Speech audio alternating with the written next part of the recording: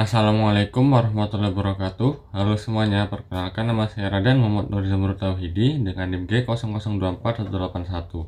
Pada kesempatan kali ini saya akan membahas mengenai anatomi blok 2.3 neuroendokrin dan indera khusus. Oke, tanpa berlama-lama lagi langsung saja ke topik pembahasannya. Nah, di sini ada satu skenario, saya akan bacakan terlebih dahulu. Seorang pria berusia 65 tahun bernama Tuan A dibawa ke IGD oleh keluarganya karena mengalami kelemahan berdadak pada lengan dan tungkai kanan sejak 2 jam yang lalu. Selain itu, keluarga pasien juga melaporkan bahwa pasien berbicara terbata-bata, sulit menyusun kata-kata, dan tampak bingung ketika diajak berbicara. Tidak ada riwayat trauma pada kepala sebelumnya, dan juga pada pemeriksaan fisik itu didapatkan bahwa adanya hemiparese di sisi kanan, terutama lengan lebih berat dibandingkan tungkai. Terus ada refleks di sisi kanan meningkat dan dapat adanya Babinski sign positif di sisi kanan juga. Adanya hilang sensasi nyeri dan suhu pada sisi kanan tubuh termasuk di wajah bagian kanan. Kemudian saat diminta untuk menjulurkan lidah, pasien itu lidahnya menyimpang ke arah kiri. Pasien juga tampak kesulitan berbicara secara motorik atau afasia non-fluent, tetapi memahami instruksi dengan sederhana. Riwayat medis juga menunjukkan bahwa pasien merupakan perokok yang aktif, memiliki hipertensi dan diabetes mellitus yang enggak terkontrol. Pemeriksaan dari CT scan kepala itu menunjukkan adanya infark iskemik pada lobus frontalis dan parietalis di kiri, terutama di area korteks motorik dan sensorik primer, dan juga terdapat iskemia parsial pada pons bagian kiri. Oke, lanjut. Nah, ini adalah topik-topik yang akan saya bahas. Ada 7 topik. Lanjut langsung saja. Yang pertama itu mengenai sirkulus Willisi. Soalnya, jelaskan struktur pembentuk sirkulus Willisi mulai dari bagian anterior hingga posteriornya. Sebutkan juga fungsinya dalam menjaga perfusi cerebral saat terjadi sumbatan salah satu arteri besar. Next. Nah, pertama, sirkulus Willisi itu adalah suatu anastomosis ya dari arteri di dasar otak yang menghubungkan sistem karotis internal dan juga vertebrobasilar. Nah, strukturnya itu akan membentuk suatu lingkaran vaskular yang terdiri dari bagian anterior, lateral atau transisi, dan juga sama bagian posterior. Nah, dari bagian anteriornya itu ada arteri cerebri anterior dextra ex sinistra. Terus juga ada arteri communicans anterior yang nantinya akan menghubungkan dua arteri cerebri anterior. Nah, ini terus ini adalah arteri communicansnya di sini. Ini ada yang ini yang dextra, yang ini sinistra. Kemudian yang bagian lateral itu ada arteri karotis interna. Ini arteri karotis interna yang besar ini. Nah, itu ada dua juga, ada yang dextra dan yang sinistra. Nah, nanti arteri karotis ini akan masuk ke lingkaran dari arah lateral ya, dan juga menjadi asal dari arteri cerebri anterior dan media ini. Kemudian bagian posteriornya, arteri cerebri posterior dextra and sinistra. Nah, ini paling belakang ini cerebri posterior dextra and sinistra. Kemudian ada arteri communicans juga posterior dextra and sinistra yang nantinya akan menghubungkan arteri karotis interna dan juga arteri cerebri posterior, begitu ya. Ini gambarnya sudah ada di sini. Nah, ini yang arteri communicans posterior. Kemudian juga ada arteri basilaris. Dia tuh akan terbentuk dari penyatuan kedua arteri ya, arteri vertebralis lebih tepatnya, yang nantinya dia akan bercabang menjadi arteri cerebri posterior. Oke. Nah, kemudian fungsi dari sirkulus Willisi ini sangat penting ya. Soalnya kan dia kan juga berbentuk seperti lingkaran gitu, seperti sirkulus gitu kan. Siklus maksudnya, siklus. Nah, fungsinya itu adalah untuk menjaga perfusi cerebral yang adekuat gitu. Kalau misalnya nih nanti terjadi suatu sumbatan pada salah satu arteri besar di salah satu ini. Contohnya ya, misalnya di arteri karotis interna, aliran darahnya itu nanti bisa dialihkan ke bagian yang kolateral atau di bagian sebelahnya itu, sehingga nanti suplai darahnya itu tetap terjaga, di otak itu tetap terjaga. Sehingga itulah kenapa kalau orang stroke, biasanya ini terjadi pada orang stroke ya, dia tuh tidak mengalami kematian otak begitu, meskipun salah satu pembuluh darahnya terhambat, karena ada sisi kolateral yang masih bisa terjaga. Next, kemudian ada traktus sensori motor. Itu sebutkan dan jelaskan perbedaan antara traktus corticospinalis dan traktus spinothalamikus yang meliputi fungsi utamanya, titik awal dan akhir, lokasi penyilangan atau dekusasio, dan juga letak relatif di medula spinalisnya. Nah, ini saya sudah rangkum menjadi bentuk tabel ya. Jadi intinya itu kalau traktus corticospinalis, dia itu berfungsi untuk menghantarkan impuls motorik sadar ya, motorik volunter dari korteks motorik ke neuron motorik di bawah medula spinalis. Kemudian penyilangan utamanya itu dia terjadi di medula oblongata dan pada decussatio pyramidum, dan traktus ini tuh terletak pada lateral funiculus untuk bagian lateralnya, serta anterior funiculus untuk bagian anteriornya. Sementara untuk traktus spinothalamikus, dia itu berfungsi untuk mengantarkan informasi sensorik ya, seperti nyeri, suhu, dan sentuhan yang kasar. Terus juga traktus spinothalamikus itu berawal dari reseptor perifer dan juga berakhir di korteks sensorik. Penyilangannya itu terjadi setelah masuk ke medula spinalis, dan juga traktus ini tuh terletak di anterolateral funiculus, dekat tanduk dari lateralnya. Next, kemudian yang ketiga itu ada truncus cerebri. Nah, soalnya sebutkan pembagian truncus cerebri atau batang otak dan minimal 2 struktur penting dari mesencephalon, pons, dan juga medula oblongata. Nah, truncus cerebri itu terbagi menjadi 3 bagian ya. Yang pertama ada mesencephalon, pons, dan juga medula oblongata. Jadi saya akan membahas ketiganya ini. Nah, pertama dari mesencephalon. Mesencephalon itu akan menghubungkan pons dengan cerebellum dengan prosencephalon. Juga pada aspek anteriornya itu terdapat cekungan yang disebut dengan fossa interpeduncularis yang dibatasi oleh crus cerebri. Ini strukturnya ada di bagian sini. Nah, terus lantai fossa interpendukularisnya itu dia nanti akan ditembus oleh banyak pembuluh darah kecil yang disebut dengan substantia perforata posterior. Juga pada aspek lateralnya ada brachium superior et inferior yang nanti akan berjalan ascendens ke arah anterolateral. Pada aspek posteriornya juga terdapat pelonjoran yang disebut dengan corpora quadrigemina yang terdiri dari colliculi superior yang menjadi pusat refleks visual dan colliculi inferior yang menjadi pusat refleks auditoris. Kemudian di bawahnya itu juga ada colliculus inferior di garis tengah keluar dari nervus trochlearis. Juga di bagian tengahnya ini itu terdapat aqueductus cerebri sylvi yang menghubungkan ventriculus tertius dan juga quartus. Yang terakhir juga dari mesencephalon ini tuh juga terdapat nuklei dari nervi cranialis 3 dan 4. Nah, fungsi dari mesencephalon itu dia tuh untuk colliculi superiornya berfungsi untuk koordinasi gerakan kepala, mata, dan juga badan terhadap respon visual. Kemudian kalau yang colliculi inferior itu untuk fungsinya untuk koordinasi gerakan kepala, mata, dan juga badan terhadap respon yang auditoris. Terus juga mesencephalon itu mengandung beberapa nuklei yang berhubungan dengan ganglia basalia untuk membantu mengontrol gerakan. Dan juga di mesencephalon itu dilewati oleh jaras ascendens et descendens. Oh iya, sebelumnya di mesencephalon ini ada 2 struktur penting. Yang pertama itu ada tectum mesencephali dan juga ada substantia nigra.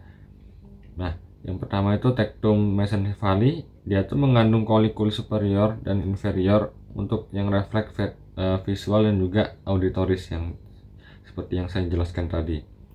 Kemudian ini yang warna hitam, ini adalah substansia nigra. Ya disebut nigra soalnya dia juga berwarna hitam. Di sini bisa dilihat juga buktinya ada hitam. Nah, kenapa dia hitam? Dia hitam tuh karena dia mengandung dopamin. Nah, dopamin ini tuh sendiri dia itu terlibat dalam patogenesis penyakit Parkinson ya.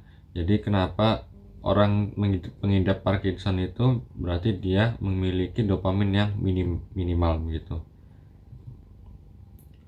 Oke, lanjut ke pons. Nah, kemudian di pons itu di permukaan posteriornya sebelah lateral dibatasi oleh pedunculus cerebralis superior dan terbagi menjadi dua bagian simetris oleh sulcus medianus posterior. Dan juga di sebelah lateralnya sulcus medianus itu terdapat penonjolan yang disebut dengan eminentia mediana yang berlanjut ke inferior dan meluas menjadi colliculus facialis. Di sebelah lateralnya juga eminentia dan colliculus facialis itu dibatasi oleh sulcus limitans, dan di sebelah lateralnya sulcus limitans itu terdapat area vestibuli cochlearis.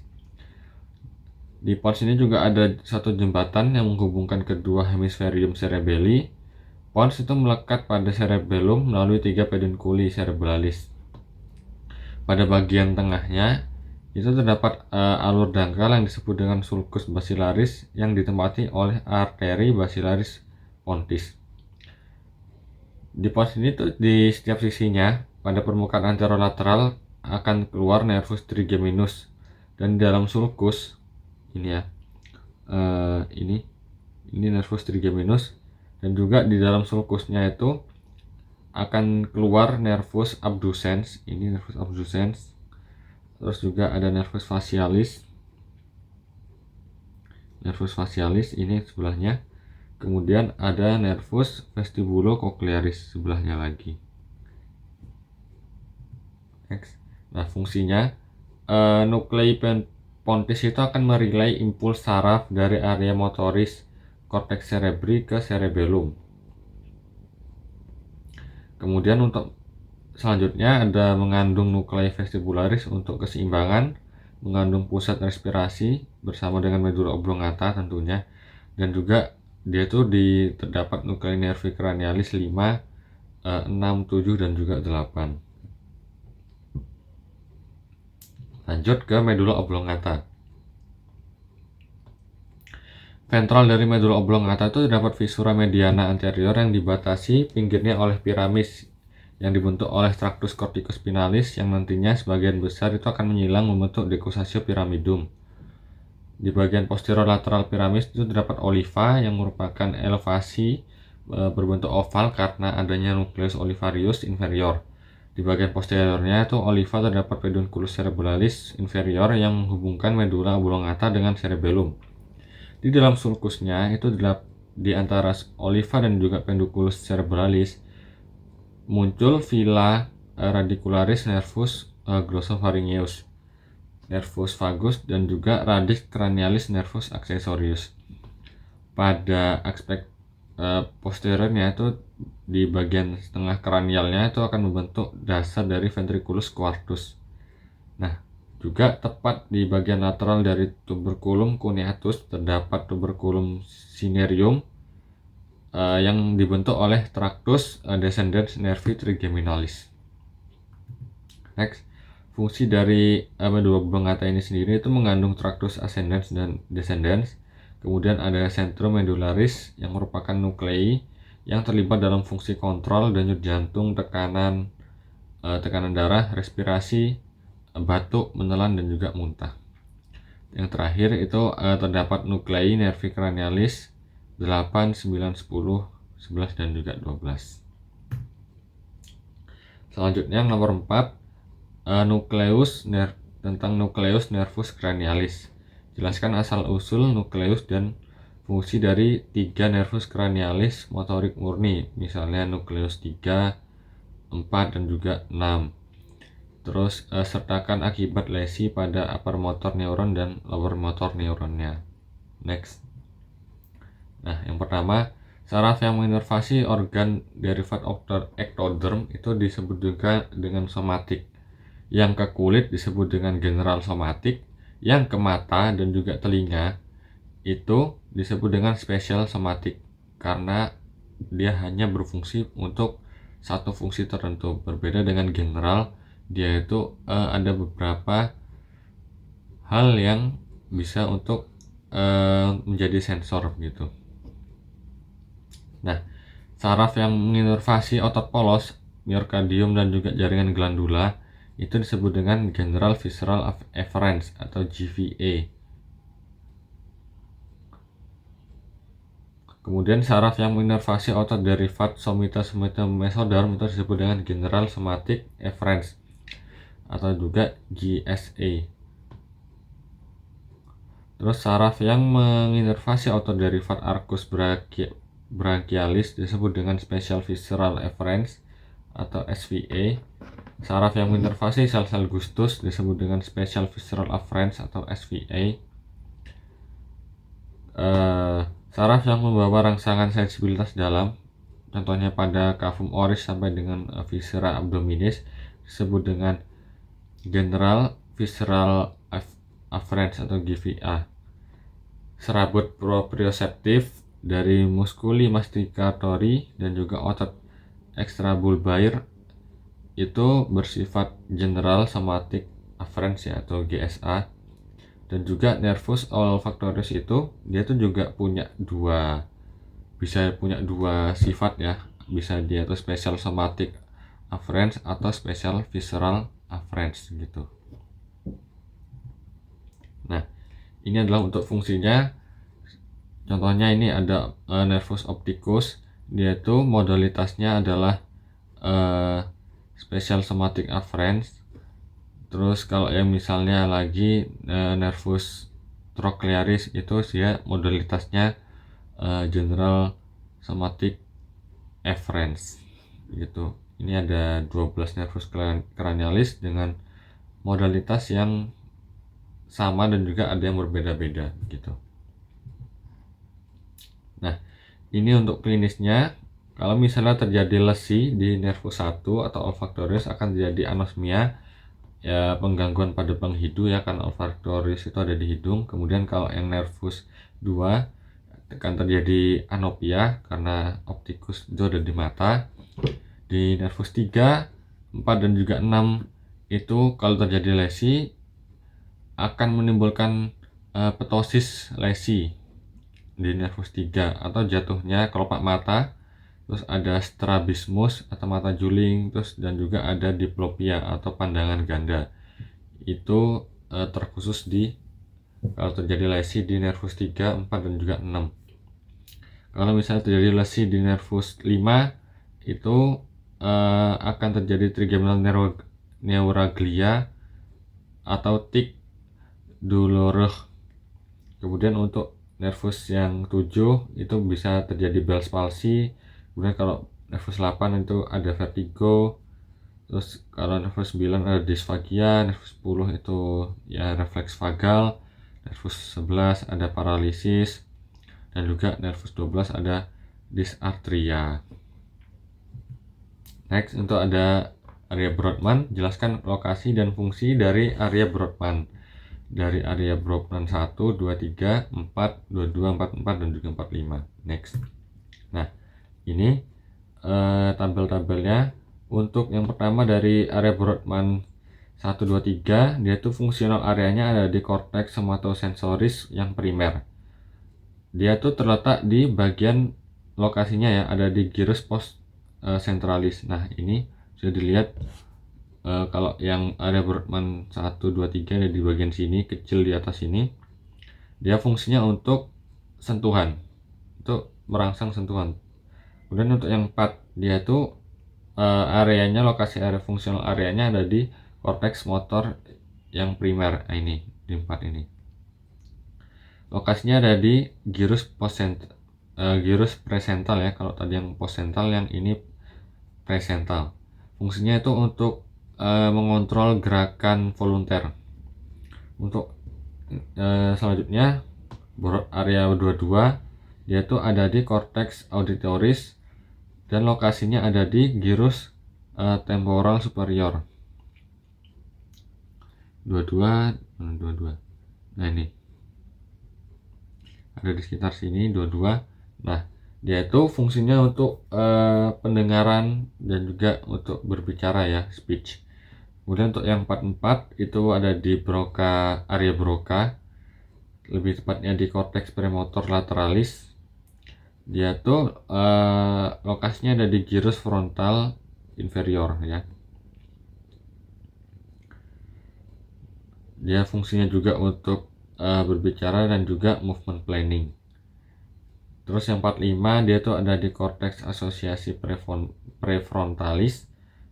Dia tempatnya ada di gyrus frontal inferior, fungsinya untuk berpikir, kognisi dan juga planning behavior. Next, yang keenam itu ada oklusi arteri cerebri media. Pertanyaannya, mengapa kalau terjadi oklusi pada arteri cerebri media itu lebih sering menyebabkan kelumpuhan pada wajah dan lengan dibandingkan dengan tungkai? Jelaskan dengan mengaitkan distribusi vaskular dan homunculus motoriknya. Nah, ini kalau misalnya terjadi oklusi pada arteri cerebri media atau ACM, itu lebih sering menyebabkan kelumpuhan pada wajah dan lengan daripada tungkai. Itu karena yang pertama, distribusi vaskular arteri cerebri media, ACM-nya. Nah, ACM itu dia adalah merupakan cabang ya dari arteri karotis interna.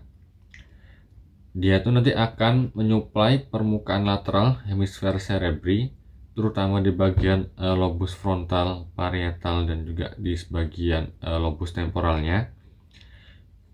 Area ini tuh nanti akan mencakup yang pertama dari korteks motorik yang lateral ya, di gyrus presentalis yang lateral. Kemudian dia ini akan mengontrol motorik dari wajah dan juga lengan gitu. Kemudian ada juga korteks somatosensorik yang lateral di bagian gyrus postcentralis lateral untuk sensasi wajah dan juga lengan. Yang kedua itu dari homunculus motoriknya. Homunculus motorik itu menggambarkan representasi topografi tubuh pada korteks motorik primer. Kalau di bagian yang lateral korteks motorik itu berfungsi untuk di bagian wajah dan juga lengan.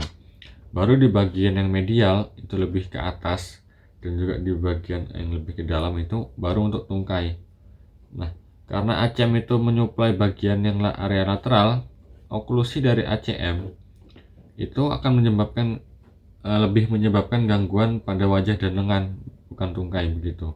Karena kalau dilihat tadi dari kontrolnya itu juga di wajah dan lengan, baru yang di bagian medial itu baru ke tungkai. Jadi itulah kenapa lebih sering terjadi kelumpuhan pada bagian wajah dan juga lengan daripada bagian tungkai begitu. Next, yang 7, oklusi arteri karotis interna. Jelaskan mekanisme kompensasi vaskular yang terjadi jika terdapat oklusi pada arteri karotis interna bagian kiri dengan mengaitkan struktur sirkulus Willisi yang terlibat. Oke. Nah, oklusi arteri karotis interna atau ACI itu dapat mengurangi suplai darah ke otak, terutama di area yang biasa disuplai oleh arteri cerebri anterior ya, atau ACA bagian kiri, dan juga arteri cerebri media yang sinistra. Mekanismenya gimana kalau dari sirkulus Willisi? Nah, yang pertama, arteri communicans itu yang anterior atau ACOM itu akan menghubungkan arteri cerebri anterior dextra et sinistra. Nah, kemudian saat arteri karotis interna itu yang bagian kiri tersumbat, aliran darah dari arteri karotis interna dextra itu akan mengalir ke ACA kanan, terus ke ACOM, terus ke ACA kiri. Nah, ACA kiri itu tetap mendapat suplai darah melalui jalur yang kolateral ini, karena dia kan akan membentuk suatu siklus gitu kan ya. Kemudian untuk arteri komunikans posteriornya atau PCOM Dia tuh menghubungkan arteri karotis interna dengan arteri cerebri posterior. Kalau aliran dari sistem vertebrobasilar ini mengalami arteri basilaris tentunya, itu urutannya dari ACP kiri terus ke pecum kiri baru ke bagian distal dari ACI kiri, termasuk supply ke ACM yang bagian kiri. Terus yang ketiga itu ada arteri vertebralis dan basilaris. Sistem vertebrobasilar ini dapat turut membantu untuk perfusi melalui pecum jika tekanannya itu cukup tinggi, dan juga kalau sirkulasi kompensatorisnya itu dibutuhkan. Oke, sekian pembahasan anatomi dari saya, anatomi mengenai neuroendokrin dan indera khusus. Apabila ada kesalahan ataupun kekurangan, saya juga mohon maaf sebesar-besarnya. Jadi terima kasih anatomi, ini adalah blog terakhir juga. Terima kasih atas waktunya dan juga ilmunya. Jadi sekian dari saya. Wassalamualaikum warahmatullahi wabarakatuh.